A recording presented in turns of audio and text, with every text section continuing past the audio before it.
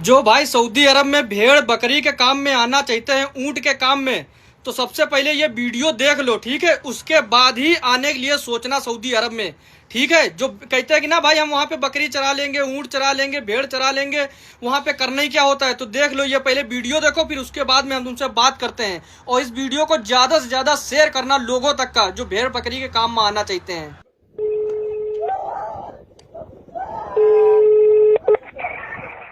ሄሎ ሄሎ ጤና ይስጥልኝ።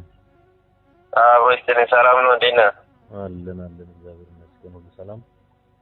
ሁሉ ሰላም። ብሬክስ ነኝ። በዋትስአፕ እያወራህ ነበርና የሆነ አረብ እየደበደበህ የሚያሳይ ቪዲዮ ልከህልኝ ነበር። በእርግጥ የሆነ ቦታ ላይም ቲክቶክ ላይም ተለቆ አይቼዋለሁ ቪዲዮ። አንተም በውስጥ ልከህልኝ ነበር። እኔ ቢዚ ስለነበርኩ ቆይቼ ነው ያየሁት። አዎ ልኬልህ። ये वीडियो आप लोगों ने देख ली। ज्यादा से ज्यादा जितना